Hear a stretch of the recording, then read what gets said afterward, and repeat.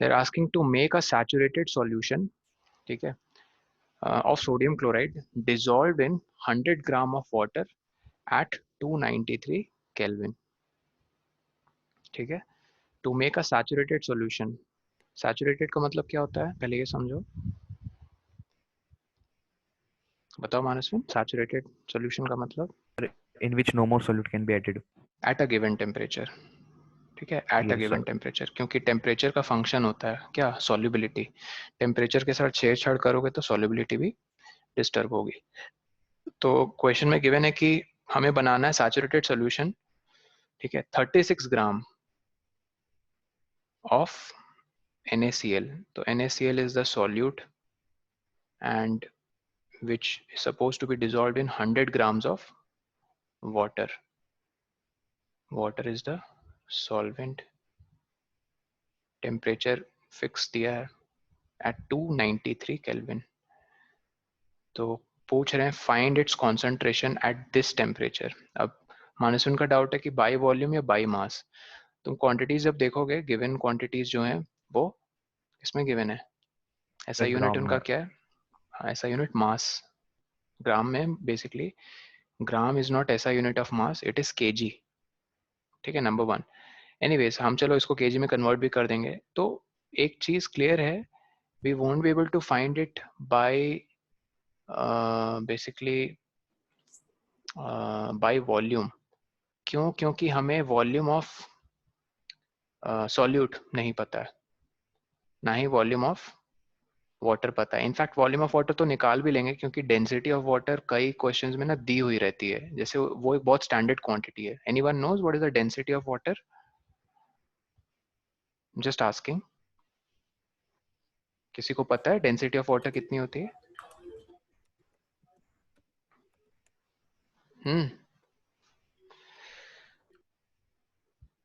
No sir.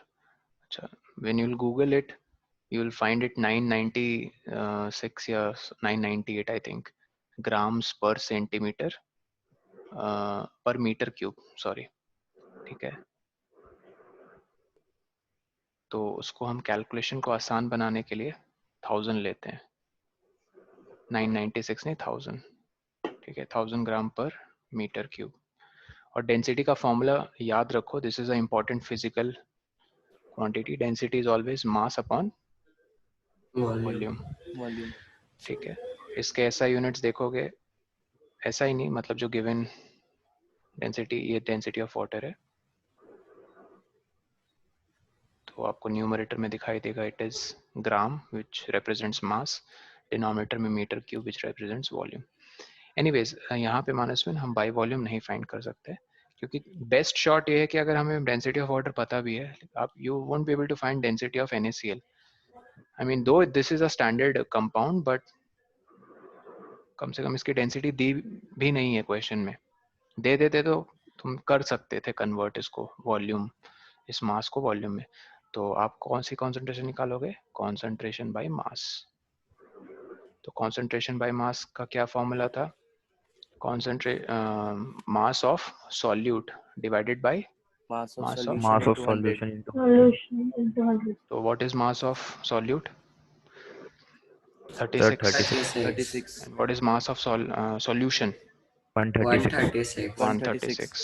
Concentration है तो ये रेशियो बन गया, परसेंट में कैसे करोगे? परसेंट कॉन्सेंट्रेशन इनटू 100 कर देंगे, 100. कैलकुलेट करोगे तो ये Sir, 26.47%.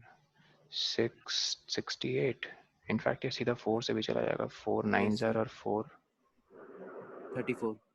34, फिर आप 900/34 करोगे, ओके, कितना आ रहा है? 27 26.47. 26.47. ठीक है, 26.4%।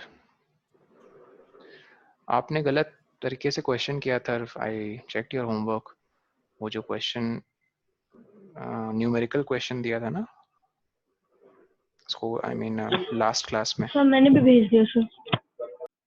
ओके, तुमने भी न्यूमेरिकल क्वेश्चन नहीं किया एरिल, पता नहीं। सर मैंने किया है सर, पेज 18 पे है, मतलब पेज 18 के सर, फर्स्ट पे होगा सर, पेज 18 और उसका third question. My dear, this is numerical question की बात नहीं कर रहे हैं, जो क्लास में न्यूमेरिकल क्वेश्चन दिया था। ओके सर, वो किया है सर। कहाँ किया है? वो तुमने भेजा ही तो नहीं है। भेज दो तो नमन में भी नहीं किया है। भेज अब लास्ट मोमेंट पे करते हैं क्वेश्चंस। हाँ, नमन ने किया है। ओके, देखो क्वेश्चन क्या था।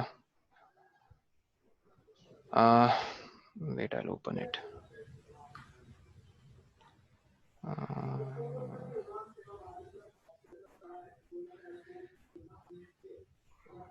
कहाँ गया? थर्व थर्व थर्व।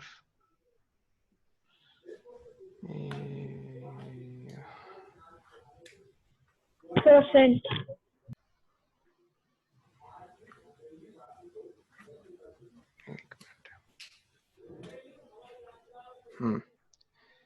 देखो Atharv, can you hear me? Yes sir. Question था कि कहाँ गया है वो? हाँ, क्वेश्चन था कि a solution contains 45 gram of calcium and 15 gram of phosphorus and then 38 grams of potassium. Potassium symbol है K, capital K, in 500 gram of water. 12 gram of वो भी था iron. ओह, ये भी था। 120, 12 नहीं, 120। सर 120 था, 12 था।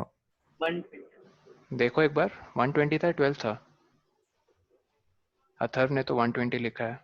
सर मैंने 12 पे कैलकुलेट कर लिया। अच्छा चलो कोई बात नहीं। द पॉइंट इज, देखो अथर्व ने एक गलती की है और तुम यहाँ देख के समझो इसे। अथर्व, हमें क्या निकालने के लिए पूछा गया था? Find concentration of potassium, calcium, ठीक है, iron. Potassium, calcium and iron by mass. चलो पहले आयरन की निकालते हैं। तो concentration of Fe, percent concentration, numerator में क्या चीज रहेगी? Mass of 12। सॉल्यूट। ठीक है, जिन्होंने 12 लिया दैट्स ओके। मैं 120 लेकर इसको कैलकुलेट कर रहा हूँ। तो बेसिकली एक में 12 था क्या? मैंने कुछ सोच के दिया होगा। 12 है तो 40, हाँ 12 ही होगा, 120 नहीं होगा, क्योंकि मैंने ये सोच के वैल्यूज दी थी कि इन सब का सम 100 आएगा। देखो इन सब का सम 100 है ना, चेक करो एक बार। 12 प्लस 38 हो गया आपका 50, 45 और 15, नहीं ज़्यादा हो गया, 110 हो गया। कोई नहीं, ठीक है। तो 112 ही लेकर बनाते हैं। द पॉइंट इज, आपने यहाँ गलती की है। डिनोमिनेटर में क्या लेना है हमें? 500। Solution contains this in 500 gram of water. मेरे भाई, डिनोमिनेटर में आपको इन सब का सम प्लस 500 लेना है। डिनोमिनेटर में क्या होता है? मास ऑफ सॉल्यूशन। सॉल्यूशन कैसे बनती है? Solute plus solvent. तो सॉल्वेंट का क्वांटिटी, उसका अमाउंट यहाँ प्रोवाइडेड है। अभी तो हमने मास ऑफ सारे सॉल्यूट्स नहीं कैलकुलेट किए ना। जब करोगे तो कितना आएगा सम? 1110 ग्राम। तो 1110 प्लस 500 कितना आएगा? 610। फिर इसको इंटू 100 और परसेंट लगा के सॉल्व करेंगे। That's how will solve it. Clear? समझ गया सर। इसी तरह कैल्शियम के लिए भी क्या हो जाएगा? 45 डिवाइडेड बाई 610। ठीक है, पोटेशियम के लिए 38 डिवाइडेड बाई 610। That's it. और कोई डाउट किसी को किसी पर्टिकुलर क्वेश्चन में? सर हाँ अगर हमने आयरन का 120 लिया है तो सर सॉल्यूशन का 718 आएगा ना? हाँ, ऑब्वियसली अगर आयरन की क्वांटिटी आप 120 अज्यूम करोगे तो आप ऐड करो सबको 120। लेट मी चेक सम कितना आएगा। 50 और 10 60, 60 और 38 तो 98 ये हो गया, और 218। ठीक है, तो शिवांग 218 तो सिर्फ किसका है? सॉल्यूट। सारे सॉल्यूट्स का आई मीन 718 आएगा मास का सम। तो हाँ, टोटल 500 आप उसमें भी ऐड करोगे to get the mass of solution. Yes, 718। Okay.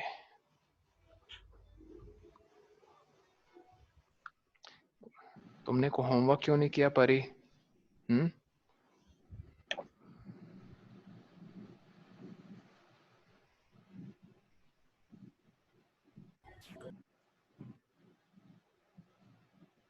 अभी भेजा है तुमने होमवर्क? हाँ, और माइक क्यों ऑफ है सबका? माइक ऑन करो सब लोग।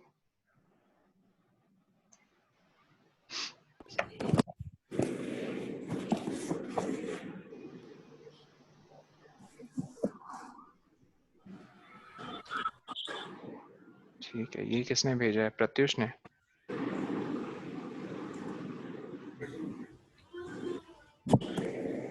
ठीक है, चलो क्वेश्चन नंबर, परी का डाउट है। Question number 1, third exercise. Third exercise in text वाला परी?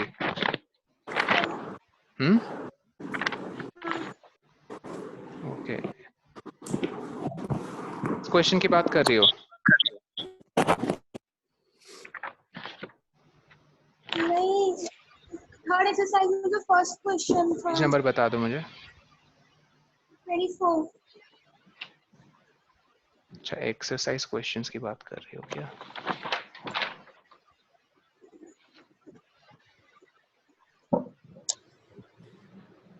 नहीं, 24 is this. Okay, third question.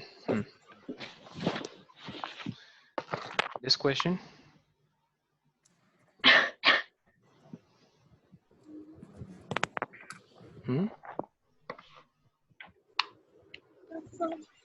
Okay, first. अच्छा, फर्स्ट क्वेश्चन है, how will you separate a mixture containing kerosene and petrol? Difference in their boiling point is more than 25 degrees Celsius. तो if the difference is more than 25 degrees Celsius and also वो मिसेसिबल है। मिसेसिबल मतलब एक दूसरे के साथ अच्छे से मिक्स हो जाएंगे। हमने डिस्कस किया था, याद करो, जब difference in boiling point more than 25 होता है तो we use simple distillation. Simple distil. ठीक है, और when the boiling point difference is less than 25 तब फ्रैक्शनल डिस्टिलेशन। फ्रैक्शनल। यहाँ मोर है तो डिस्टिलेशन यूज करेंगे, लेस होता 25 से तो फ्रैक्शनल डिस्टिलेशन। ठीक है, फर्स्ट वाला। और बताओ।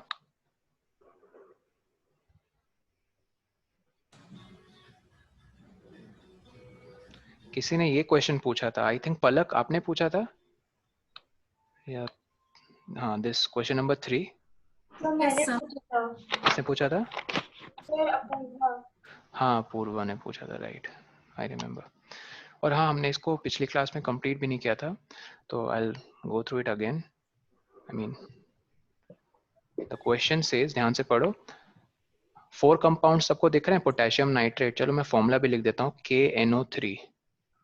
ठीक है, sodium chloride NaCl, potassium chloride. ठीक है, पोटेशियम का सिंबल है KCl। ठीक है, अमोनियम क्लोराइड NH4Cl। और एक बात, जब मैंने आप सब लोगों को कहा था कि फर्स्ट 20 एलिमेंट्स याद कर लो, तो उसके पीछे एक पर्पस था। जिन्होंने नहीं किया, ट्रस्ट में बहुत घाटे में जाओगे। ये साल तो जाएगा ही जाएगा आपका, मतलब इन अ वे कि इग्नोरेंट रहोगे। इग्नोरेंट की इन द सेंस कि कुछ कहा था आपको करने के लिए और आपको नहीं उसका बेनिफिट शायद अभी दिख रहा है, बाद में 10th में तो पक्का शायद आपको रियलाइज हो। फर्स्ट 20 एलिमेंट्स जिनको याद हैं, फिर आप नेक्स्ट स्टेप क्या करते हो, उनकी वैलेंसीज याद करते हो। जैसे फर्स्ट मैंने ये भी बताया था कि कुछ मेटल्स होते हैं, रिएक्टिविटी सीरीज आपको बताई थी मैंने। अच्छा, आई थिंक जो नए बच्चे उनको नहीं बताई थी, तो इसको याद कर लो, बहुत सिंपल है। एक एक्रोनिम है, उसे कहते हैं प्लीज स्टॉप। P से प्लीज, S से stop, calling me a zebra, instead try learning how copper saves gold। ठीक है, फिर से रिपीट करूं, लिख लो। Please stop calling me a zebra. Please stop calling me a zebra. Instead try learning how copper saves gold. Sir समझ में नहीं है सर, ये क्या है सर? ये एक एक्रोनिम है, एक्रोनिम एक स्टेटमेंट है, उसको याद कर लो। तो उसके इनिशियल्स देखो, पी एस। नो सर, पर बट ये पीएस है क्या सर? बता रहा हूँ ना, पहले ये मतलब इस पे तो फोकस रखो, फिर एम, फिर ए, ओके। फिर जेड, फिर आई, फिर टी, फिर एल, फिर एच, फिर सी। ठीक है, जब ये याद हो जाएगा, नेक्स्ट। अब जिसको फर्स्ट 20 एलिमेंट्स याद है, याद करो। पी से पोटेशियम, ठीक है, एस से सोडियम, सी से कैल्शियम, एम से मैग्नीशियम, ए से एल्यूमिनियम, जेड से जिंक, आई से आयरन, टी से टिन, एल से लेड, एच से हाइड्रोजन, ठीक है, सी से कॉपर, वो दिख ही रहा है, हाउ कॉपर सेव्स। तो एस यहाँ लास्ट में उसे सिल्वर लिखेंगे और जी से गोल्ड। इस सीरीज को कहते हैं रिएक्टिविटी सीरीज ऑफ मेटल। क्या कहते हैं? Reactivity series of metal. और रिएक्टिविटी ऐसे जाती है, इस एरो की डायरेक्शन देख लो सब लोग। मतलब सबसे ज्यादा रिएक्टिव कौन है मेटल्स में? पोटेशियम। सबसे लीस्ट गोल्ड।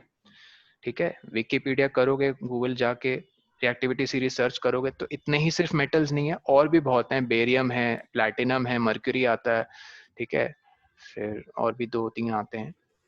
तो you don't have to remember all those metals, ठीक है, इतने सफिशिएंट है। ट्रस्ट मी, क्लास 10 तक का कोटा पूरा हो जाएगा आपका, लेकिन याद करना है इसे with the help of this acronym. ठीक है, इसे लिख लो पहले, सबसे पहले साइड में heading they low, reactivity series of metal.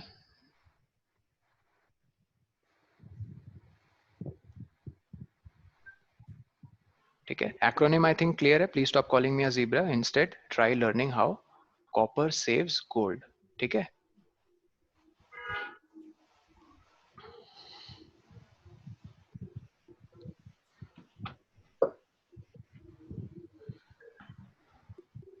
Done. तो सर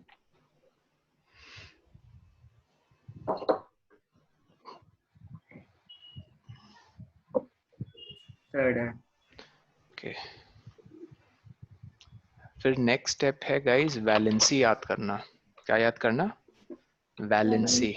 एक बार वैलेंसी याद हो गई, ट्रस्ट में आप बैठे बैठे नहीं भी तो 70-80 कंपाउंड के फॉर्मूला ऐसे लिख दोगे, 70 to 80, I can bet on that, seriously, बहुत आराम से। और ट्रस्ट में वैलेंसी याद करना कोई बड़ी बात नहीं है। और वो कैसे होगा याद? एक तरीका ये है कि जो आपने वो ऑर्डर याद किया है, ठीक है, hydrogen, helium, lithium, beryllium, boron, carbon, nitrogen, किया है ना याद? यस अगर 16 पूछूं तो फट से बोलना है सल्फर, 13 बोलूं तो एल्यूमिनियम, ठीक है, कैल्शियम बोलूं तो 20 बोलना है, नाइट्रोजन बोलूं तो 7 बोलना है। आई मीन दोनों तरह से रेडी रहो। अगर केमिकल का एलिमेंट पूछूं तो आपको क्या बताना है? Atomic number. जैसे मैंने ऑक्सीजन कहा, ये मैंने क्या पूछा? केमिकल नेम पूछा या एटॉमिक नंबर पूछा?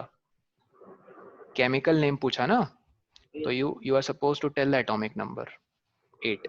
सीरियल नंबर नहीं कहते हैं इसको, एटॉमिक नंबर है ये। And let's say if I told you 14, बताओ किस एलिमेंट का एटॉमिक नंबर 14 है? तो आपको बताना है सर सिलिकॉन। ठीक है, ओके, वाइस वर्सा, ऐसे रेडी रहो। तो फिर मैं 9th में एक चैप्टर है, when will come to it, मैं बताऊंगा वैलेंसी कैसे निकालते हैं। अब देखो, the point is very simple here. Potassium का सिंबल सबको पता है के, इसका Na। जब वो याद करोगे ना रिएक्टिविटी सीरीज, Na, कैल्शियम का Ca, मैग्नीशियम का Mg, Al, aluminium Zn, zinc, iron Fe, tin है Sb, लेड है Pb, सॉरी 10 है SN, PB, H, CU, AG, AU, AG, sorry. Now, some of you guys might be thinking, sir, potassium का symbol K से क्यों शुरू हो रहा है? लैटिन ने लैटिन नेम्स हैं कुछ कुछ एलिमेंट्स के. लैटिन एक वो भाषा थी जब इंग्लिश से ज़्यादा वो एक टाइम पे पॉपुलर थी, ठीक है, among people, even among scientist. So के नाम पोटेशियम का लैटिन में होता है केलियम. उसी तरह Na जो सोडियम का सिंबल है नेट्रियम, ठीक है. Ca कैल्शियम, देखो Ca. मैग्नीशियम Mg, ठीक है. एल्यूमिनियम जिंक क्लियर है. Fe आयरन का ferrum. Ferrum. Sn Latin name है, आई डोंट रिमेम्बर 10 का क्या है. लेड का मुझे याद है Pb स्टैंड्स फॉर प्लम्बम, ठीक है, हाइड्रोजन. कॉपर Cu क्यूप्रम, इसे कहते थे क्यूप्रम. Au औरम कहते थे, ठीक है. तो ऐसे ऐसे नाम थे उनके. अब इनके वैलेंसीज पोटेशियम +1 +1 +2 +2 +3 +2 ZnCl2. हाँ, अब आयरन कभी कभी +2 भी शो करता है या कभी कभी +3 भी शो करता है, इस पे बात करेंगे. हाइड्रोजन +1 या फिर -1, ठीक है. कॉपर +2, बस इतना सफिशिएंट है. ये याद नहीं हो रहा है, कोई बात नहीं, तब भी कोई बात नहीं. इसका और एक तरीका है, इनफैक्ट मैं 3 तरीके बताऊंगा. और एक तरीका ये है, सबको एक मेंटल पिक्चर याद है पीरियोडिक टेबल की? पहले ऑनेस्टली बताओ, हाँ या ना. पीरियोडिक टेबल की मेंटल पिक्चर याद है आपको? बताओ, यस या नो. सब चुप हैं. अरे यार ये बताओ.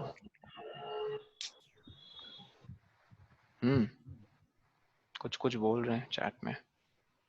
ओके, अगर याद है तो कुछ ऐसा दिखता है पीरियोडिक टेबल, ठीक है.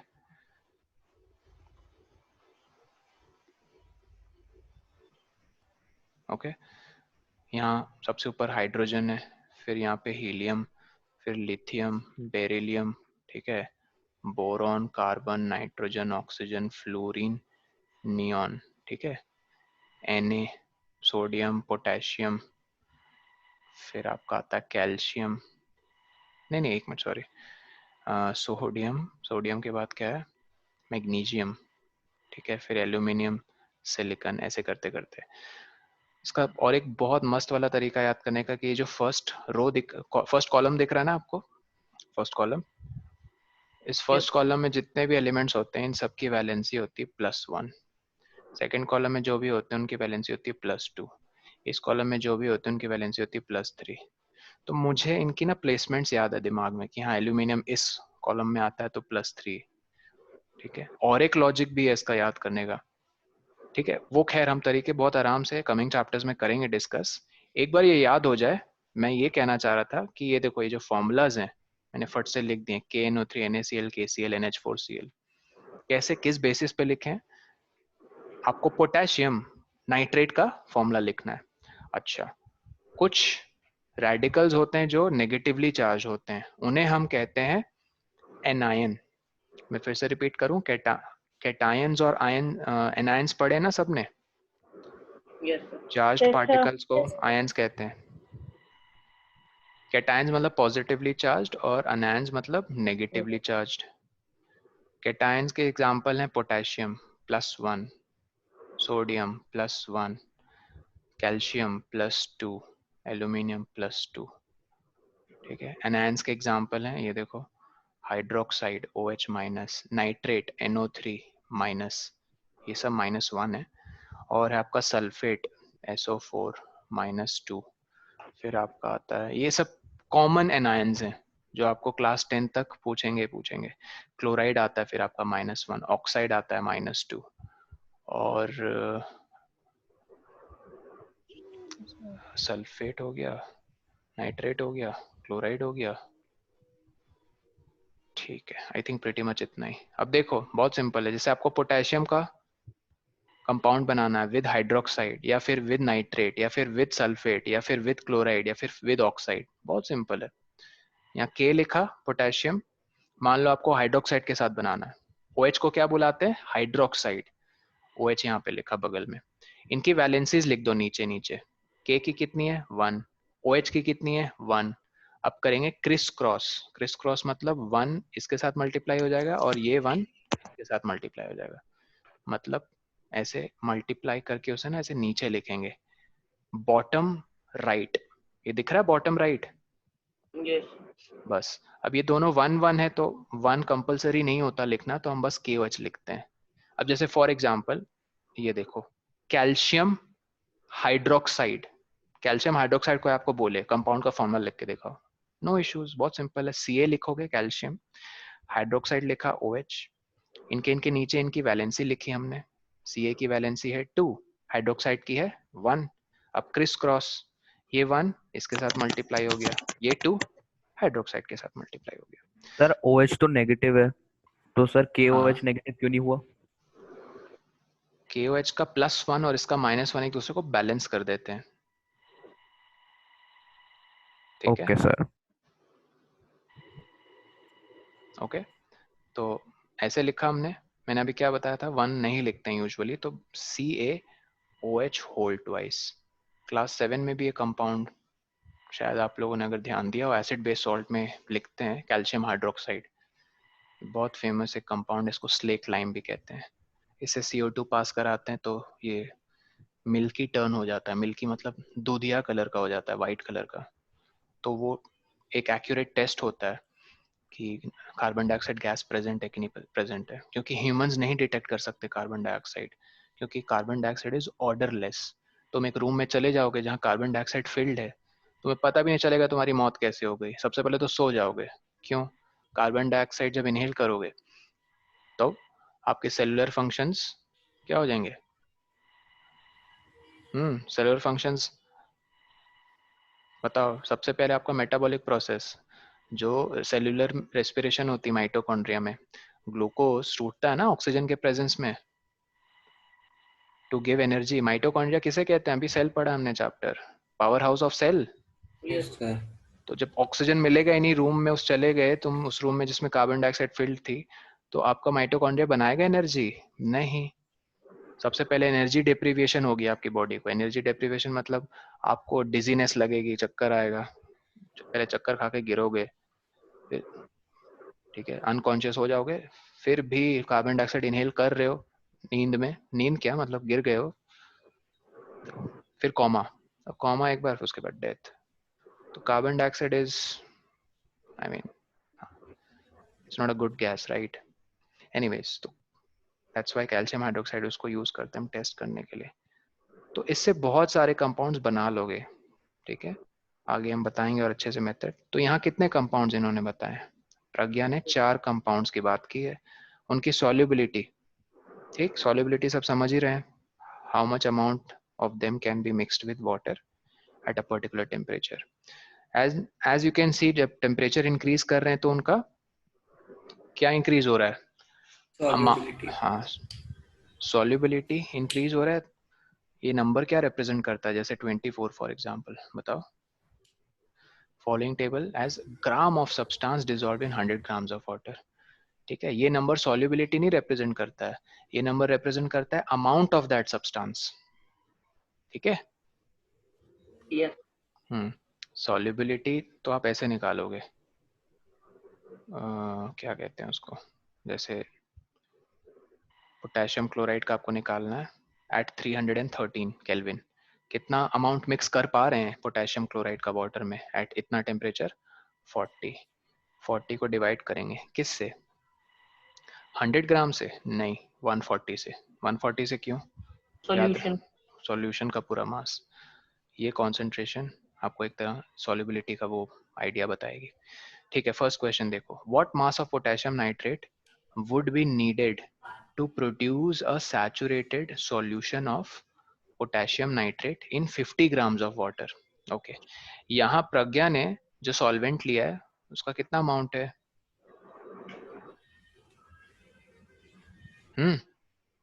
प्रज्ञा ने 100। अच्छा, इधर देखना किस कंपाउंड की बात कर रहे हैं, पोटेशियम नाइट्रेट। तुम देख रही हो ना पूर्व, या मैं बोले जा रहा हूँ सिर्फ? हाँ, पोटेशियम नाइट्रेट का इधर जो रो है मैंने उसको हाईलाइट कर दिया। एट डिफरेंट टेम्परेचर्स हमें दिख रही हैं मास ऑफ सॉल्यूट इंक्रीज हो रहा है, लेकिन ये किस टेम्परेचर की बात कर रहे हैं? 313 यहाँ पे। तो पता चला कि 62 grams of potassium nitrate can be what? बताओ पूर्वा। 62 grams नॉर्मल अमाउंट है या सैचुरेटेड अमाउंट है?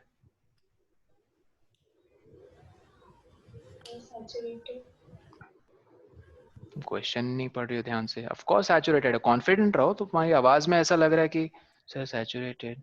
हाँ, dissolved in 100 grams of water to form a saturated solution। तो 62 grams जब मिक्स करते हैं 100 ग्राम में, 100 gram of water to form saturated, तो पूछ रहे हैं कि 50 ग्राम वाटर में फिर कितना मिक्स होगा? सिंपल है, 100 ग्राम में 62 ग्राम करते हैं मिक्स, 100 ग्राम ऑफ वाटर में 62 ग्राम, तो 50 में कितना करेंगे? ऐसा लिखेंगे 50 ग्राम्स ऑफ वाटर में 62 डिवाइडेड बाय 100 इंटू 50। ठीक है, ये समझ में आया? पहले ये बताओ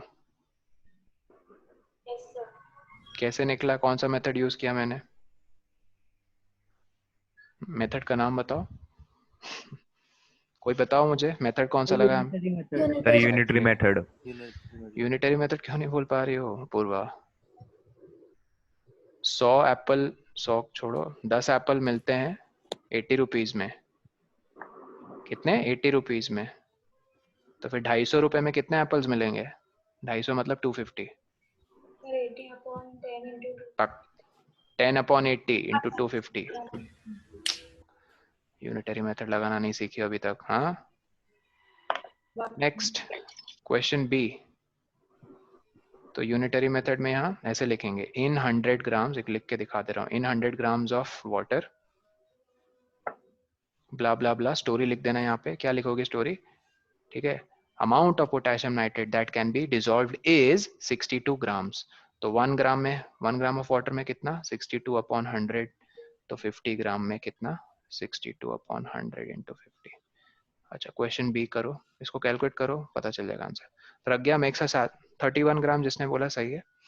प्रज्ञा makes a saturated solution of potassium chloride. Potassium chloride को अंडरलाइन कर देते हैं अभी। दिख रहा है सबको? ठीक है, तो प्रज्ञा ने एक सैचुरेटेड सॉल्यूशन बनाई पोटेशियम क्लोराइड की इन वाटर। टेम्परेचर क्या है? 353। कितना अमाउंट मिक्स हुआ था 353 केल्विन में? 54 ग्राम। Then they are saying that and leaves the solution to cool at room temperature। ठीक है, बताओ रूम टेम्परेचर की जब बात करते हैं तो रूम टेम्परेचर हम किसे अज्यूम करते हैं बेसिकली? कितना डिग्री सेल्सियस होता है रूम टेम्परेचर? लिखवाई थी ना वैल्यू? 25 22, इनफैक्ट उसका आई थिंक अपर लिमिट 27 होता है। एक minute,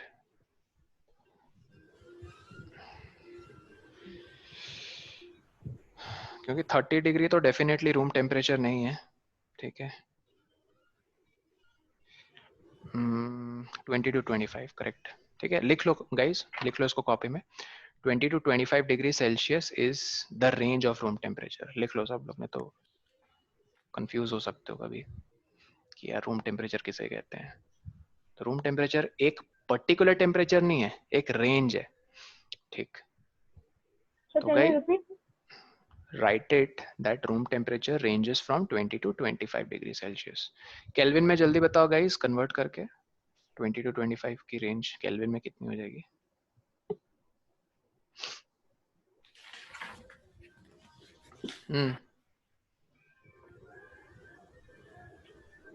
kelvin, come on, degree Celsius को केल्विन में कैसे करते हैं convert?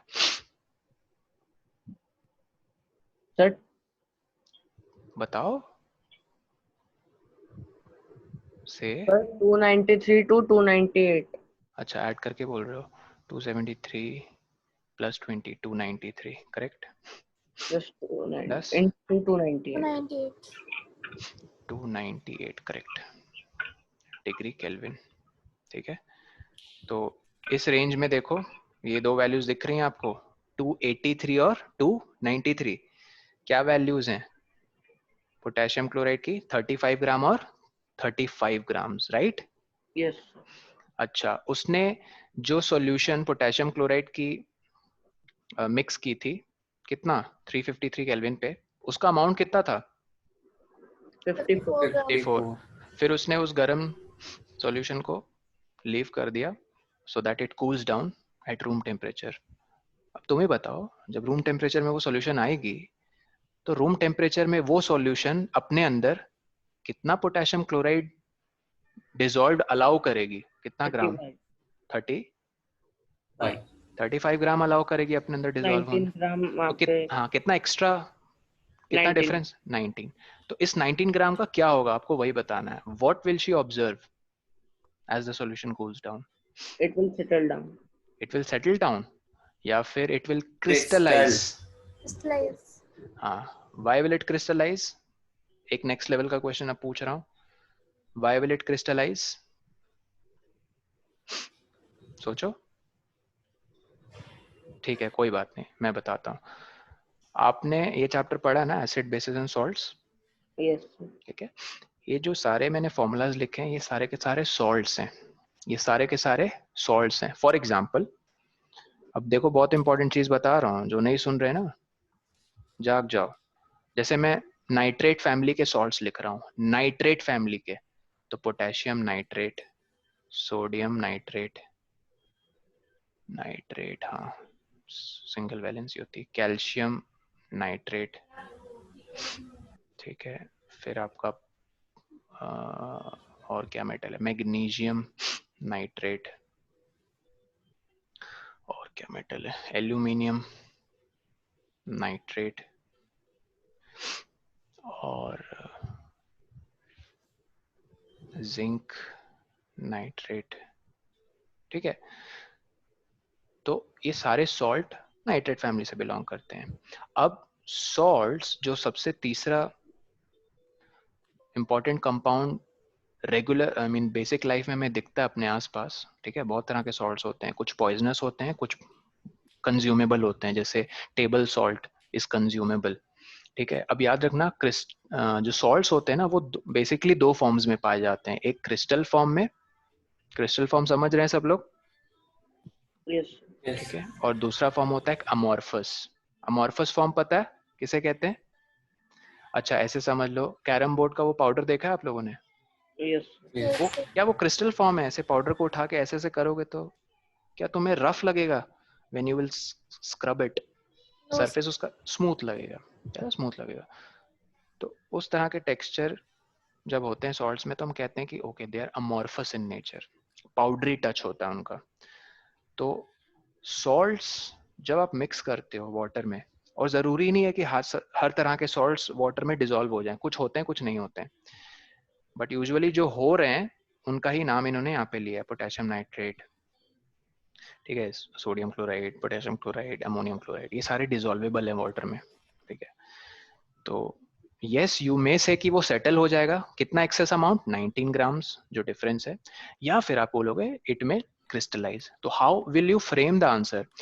The excess 19 gram of potassium chloride will either settle down or crystallize at the bottom of the solution. Clear? ठीक है? Yes. Okay, next C. Find the solubility of each salt at 293. ये तो बहुत आसान है, 293 का column देख लो। ठीक है, कौन सा सॉल्ट पूछ रहे हैं सबसे ज्यादा सॉल्युबल है 293 केल्विन में? Ammonium chloride. which is 37 gram. Okay, ठीक। डी बताओ, what is the effect of change of temperature? अरे ये तो बहुत आसान है, बताओ टेम्परेचर का क्या इफेक्ट है सॉल्युबिलिटी पे? It increases solubility. ठीक है, व्हाई अगर कोई पूछ दे, why the solubility increases as the temperature change happens in the positive direction? Because atom gets passed away. Particles of the, yes, solvent are now have more intermolecular space between them. More intermolecular space मतलब जैसे ये देखो, ये water के molecules हैं मान लो, ठीक है। मैं लिख दे रहा हूँ एट 25 डिग्री सेल्सियस। स्पेस दिख रहा है इनके बीच में आप लोगों को? Yes. नाउ सपोज मैंने इस वाटर सैंपल को हीट कर दिया। डेल्टा सिंबल पता किसे कहते हैं केमिस्ट्री में? हीट प्रोवाइड करना, ठीक है। Let's say if I heated this sample, कितना, eight let's say 35 degree Celsius, तो पता क्या होगा, ये जो इंटरमोलिकुलर डिस्टेंस है वो इंक्रीज हो जाएगा। जब इंटरमोलिकुलर डिस्टेंस इंक्रीज हो जाएगा, इसका मतलब जो चीज आप डिसॉल्व करोगे, जो चीज को डिसॉल्व करते हैं उसको सॉल्यूट कहते हैं, राइट। अब इसमें ज्यादा सॉल्यूट पैक हो पा रहे हैं या इसमें ज्यादा सॉल्यूट पैक हो पा रहे हैं 35 डिग्री सेल्सियस वाले सैंपल में? 35 वाला। रीजन क्लियर है, याद रखना। As temperature is increased, solubility increases because intermolecular space increases and it allows more solute to be dissolved in the solvent. और कोई डाउट? No doubt. ठीक है, अब मेरा एक क्वेश्चन,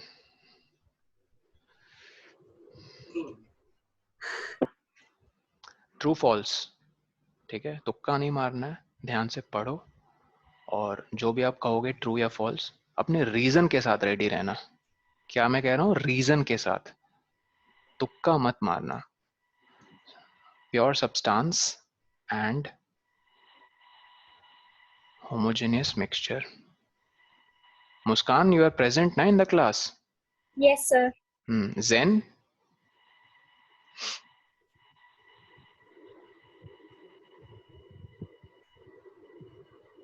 Zen? Zen present नहीं है क्या?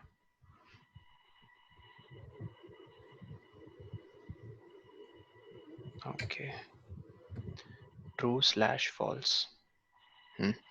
ये स्टेटमेंट आपके सामने। ओके अर्पित, रीजन भी बता दो और तुम चैट हाँ प्राइवेटली भेजो, रीजन भी बताओ। Riddhi, I hope you can hear me. Palak, Shreya Rai,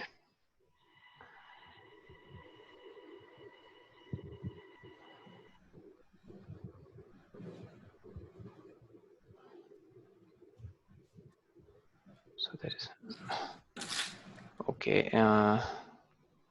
well Arpit, ठीक है, क्योंकि हम प्राइवेटली बात कर रहे हैं अर्पित, तो आपका आंसर एक्चुअली गलत है, ठीक है। तो anyways I will explain the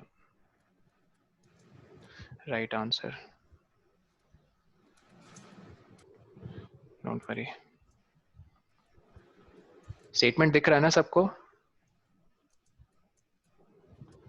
pure substance and homogeneous mixture have uniform composition, true या फॉल्स?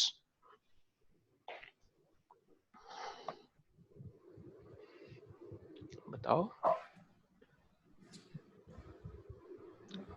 श्रेया राय, ठीक है, आपने जो बताया है ट्रू या फॉल्स, जो भी आपने मुझे बताया उसका रीजन बता सकती हो?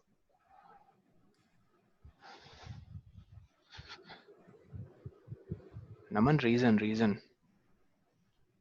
सिर्फ ट्रू या सिर्फ फॉल्स नहीं बताना है, रीजन भी बताना है।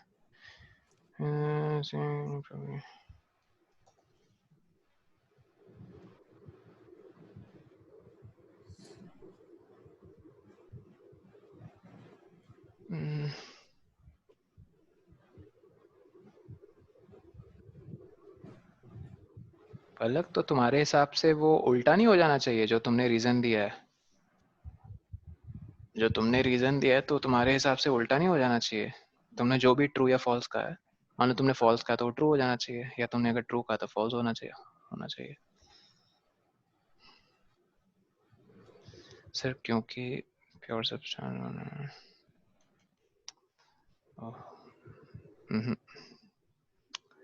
कब समझोगे यार इस चीज को? चलो मैं रिवील करूं आंसर। तनुष्का, शिवांग, आपने रिप्लाई नहीं दिया। और रिद्धि? नहीं श्रेया, इनकरेक्ट है आपका। वो सही है बट रीजन गलत है। नहीं मानसविन, इट्स रॉन्ग। नहीं Ananya, not because it has high melting point. Melting point is a different thing. नहीं अनिमेश।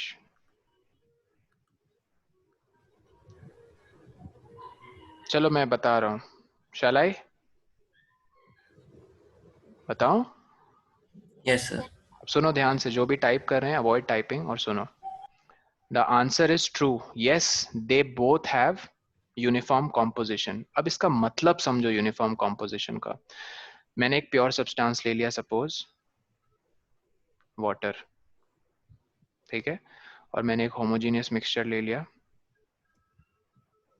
सॉल्ट वाटर, ठीक है। Now is this a pure substance? Yes, because it is made up of one kind of particle, atom नहीं, one kind of particle. One kind of particle मतलब वो particle atom भी हो सकता है, कंपाउंड भी हो सकता है, ठीक है। प्योर वाटर का मतलब क्या है? It just has H2O molecule, right? Okay, क्या ये प्योर सब्सटेंस है? No, because it has more than one kind of particles mixed in it, ठीक है। तो एक बात तो यही साफ हो गई कि ये प्योर सब्सटेंस नहीं है, ओके। दूसरी बात, अब आते हैं यूनिफॉर्म कॉम्पोजिशन पे। यूनिफॉर्म कॉम्पोजिशन का मतलब ये होता है, सपोज ये एक बीकर है प्योर वाटर का, इस बीकर को मैं ए बुला रहा हूँ और ये एक बीकर है सॉल्ट वाटर का, ठीक है। बहुत ध्यान से सुनना, बहुत सिंपल सी चीज है। अगर मैं इस बीकर से रैंडमली, मान लो ये बीकर एकदम सेटल्ड है, सेटल्ड मतलब इसका जो वाटर है ना अंदर present, it is not stirred, या मैंने इस वाटर पे ऐसे टर्बुलेंस नहीं बना दिया, एकदम आराम से बैठा हुआ है वाटर अपनी जगह, और मैंने एक कप डुबाया उसके अंदर और ये सैंपल निकाल लिया उससे से थोड़ा सा वाटर का। उसी तरह सॉल्ट वाटर से भी मैंने क्या किया, और ये भी डिस्टर्ब नहीं था, एकदम सेटल था, आराम से बैठा हुआ था, I mean solution was not moving at all, particles उसके मतलब not that I could see. मैंने कप डुबाया, उसमें से एक सैंपल यहाँ किनारे से ले लिया, यहाँ एकदम नीचे से, ठीक है। पता होगा क्या यूनिफॉर्म कॉम्पोजिशन का मतलब? ये है कि मैं इसका एक एक एटम गिनूं, अगर एक एक एटम इस ग्रीन सैंपल में एक एक एटम काउंट करूं, तो मुझे पता चलेगा, मान लो कि सॉल्ट है लेट्स से 3 आउट ऑफ 8, इस रेशियो में मुझे पता चला सॉल्ट 3 अमाउंट्स में प्रेजेंट है और वाटर 8 अमाउंट्स में। तो पता है यूनिफॉर्म कॉम्पोजिशन का मतलब क्या होता है? अगर मैं सेम सैंपल, क्या छोड़ो, बड़ा सैंपल भी लूंगा यहाँ से, और वो दूसरी जगह से लिया मैंने, यहाँ भी 3:8 का रेशियो ही मिलेगा। That is known as uniform composition, number 1। Same यहाँ पे सर यूनिफॉर्म कॉम्पोजिशन किस चीज की मिलेगी? ये तो खुद प्योर सब्सटेंस है, मिलेगी यहाँ पे 2:1 का यूनिफॉर्म कॉम्पोजिशन मिलेगा। मतलब सर 2 किसको रिप्रेजेंट करता है? हाइड्रोजन को 2, और 1 किसको रिप्रेजेंट करता है? ऑक्सीजन को। यहाँ 2 हाइड्रोजन के एटम्स और 1 ऑक्सीजन के एटम्स मिलेंगे हमेशा, चाहे मैं इतना छोटा सा सैंपल लूं या इतना बड़ा सा सैंपल लूं। यूनिफॉर्म कॉम्पोजिशन क्लियर है? Yes sir. ठीक है, एक कांस्टेंट अमाउंट में मुझे उसके पार्टिकल्स मिलेंगे उसमें मिक्स्ड। अब अगर मैं थोड़ा सा भी चेंज करूं इस क्वेश्चन को, ये देखो ध्यान से देखना, अब यूनिफॉर्म कॉम्पोजिशन की जगह लिख दूं डेफिनेट कॉम्पोजिशन। ना बताओ, अब बताओ ट्रू या फॉल्स?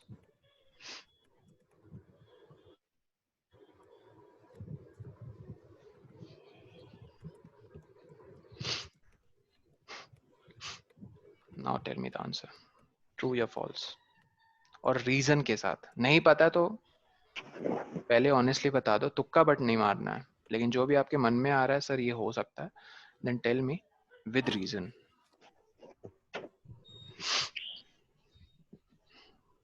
Definite composition.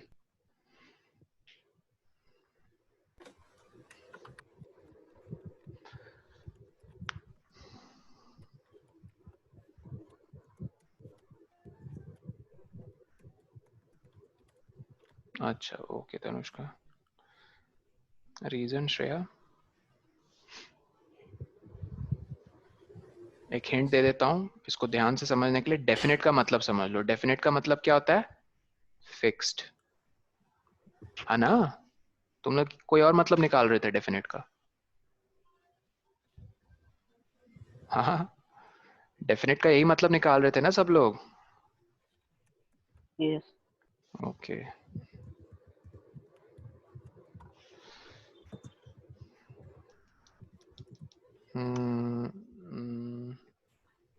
नहीं Shreya, that's not the reason. नहीं नमन, that's wrong. नहीं Ananya, well good try. But तुम कहना क्या चाह रही थी अनन्या? ट्रू या फॉल्स वो तुमने बताया नहीं. What about the rest people?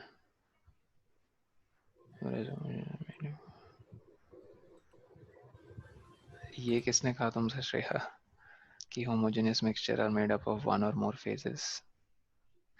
Homogeneous mixtures are basically mostly they are made up of one kind of phase.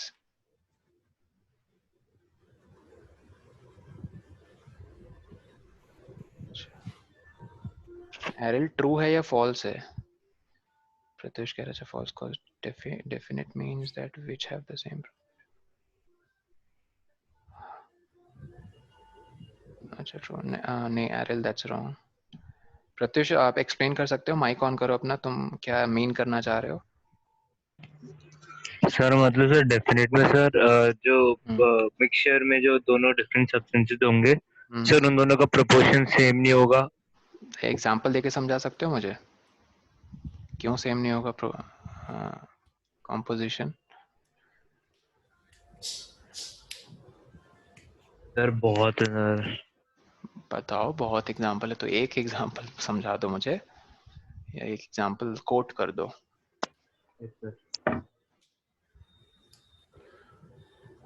नहीं पलक, दैट्स इनकरेक्ट.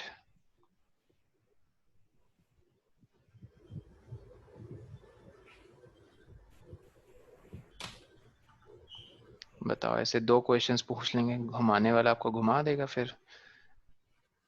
डेफिनेट कॉम्पोजिशन और यूनिफॉर्म कॉम्पोजिशन. हाँ प्रत्युष बताओ. You are right, it is false. You are right, it is false. But आपने reason भी जो दिया एकदम बहुत क्लोज है. बट आप वो क्यों नहीं कर पा रहे हो? उसको एक्सप्लेन क्यों नहीं कर पा रहे हो? सर वर्ड नहीं मिल रहा. इसमें वर्ड मिलने वाली क्या बात है? लो मैं बता देता हूँ. फिक्स्ड कॉम्पोजिशन इसलिए नहीं है गाइस प्योर सब्सटेंस और होमोजेनियस मिक्सचर की. ध्यान से सुनो. सपोज ये देख रहे हो दूसरा बीकर. सपोज ये मैंने बनाया जय, और ये मान लो प्रत्युष ने बनाया. ठीक है? ठीक. हम दोनों ने जब ये सॉल्यूशन बनाई, we took the same beaker which had the same volume and we took same amount of water.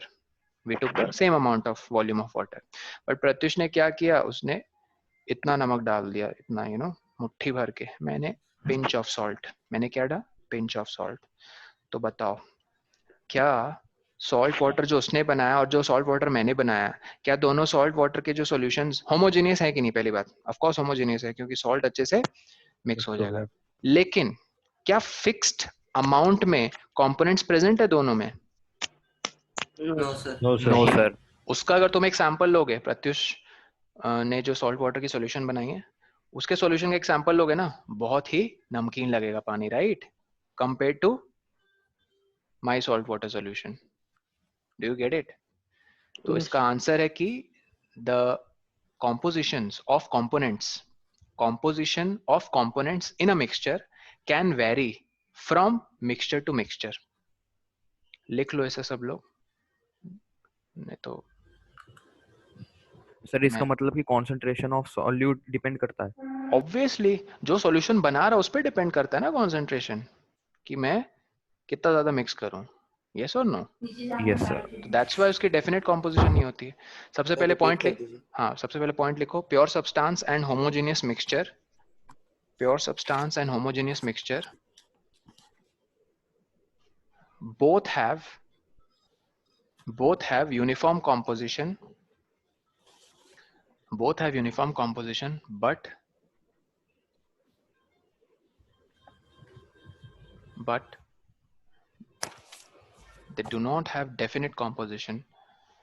but they do not have definite composition, full stop. But they do not have definite composition, full stop.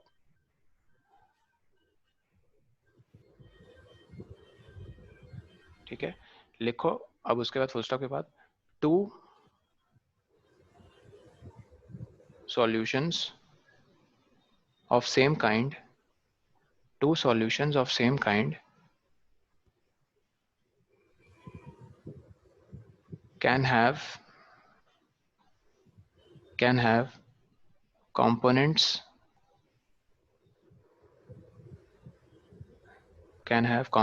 mixed in different proportion. The same kind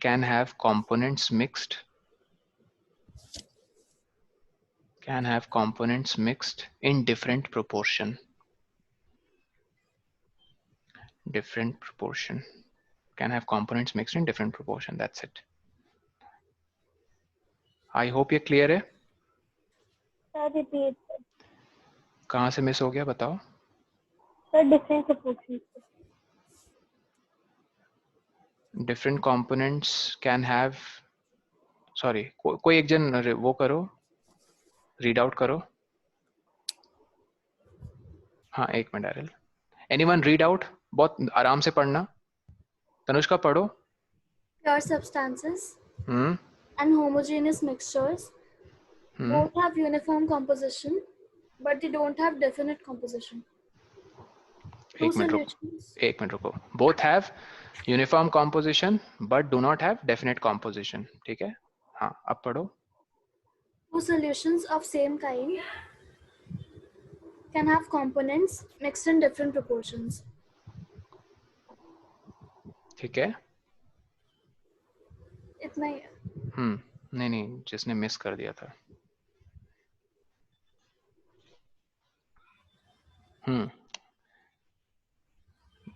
People who have written, answer this, fill in the blanks.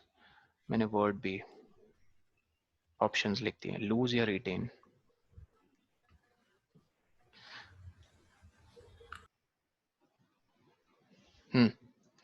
दिख रहा ना ये guys? Yes, sir. Question दिख रहा ना? बताओ.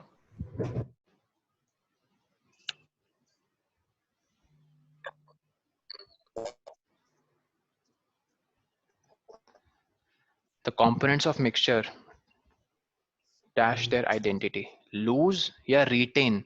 Retain मतलब रखते हैं अपनी आइडेंटिटी अपने पास, लूज नहीं करते हैं. लूज का ठीक ऑपोजिट वर्ड है, या लूज कर देते हैं. ओरली बता दो, चैट में बताने की जरूरत नहीं, ओरली बता दो. हाँ अर्पित, दैट्स करेक्ट. क्वेश्चन मार्क क्यों लगा रहे थे? श्योर नहीं है. पिज्जा वाला एग्जांपल दिया ना, याद रखो यार. एक पिज्जा जब बनता है, डोमिनोज के पिज्जा कभी खाया होगा आपने, या नहीं खाया तो कहीं और से, लेट्स से घर पे होममेड पिज्जा भी बहुत यमी होते हैं. टोमेटोज, ठीक है, कॉर्न, भुट्टे के जो दाने होते हैं, और लेट्स से ढेर सारी चीज. तो गाइस आपको सबका टेस्ट आता है ना. हाँ, टोमेटो का थोड़ा खट्टा खट्टा टेस्ट, कॉर्न का थोड़ा मीठा मीठा टेस्ट, चीज का वो चीजी वाला टेस्ट. तो सबने लूज कर दिया आप अपनी आइडेंटिटी, या रखी अपने पास? रिटेन. गुड. लूज नहीं करते हैं. लूज किस में करते हैं बताओ? लूज का किस में करते हैं? Components of compounds. Example NaCl. NaCl जो कंपाउंड बना, उसमें कौन से कंपोनेंट्स हैं? Na और Cl.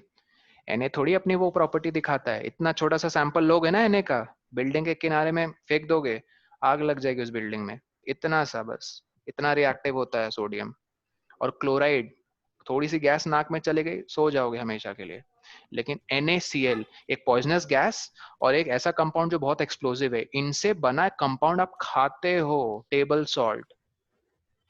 क्या उसने अपनी अपनी आइडेंटिटी रखी अपने पास Na ने और Cl ने, या लूज कर दी? तो कंपाउंड लूज कर देते हैं, क्यों? रीजन क्या है? कंपाउंड किस लिए लूज कर देते हैं कंपोनेंट्स की आइडेंटिटी?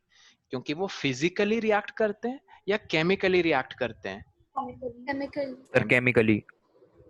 तो अब सेकंड क्वेश्चन पढ़ो, आई होप आंसर मिल गया होगा आपको।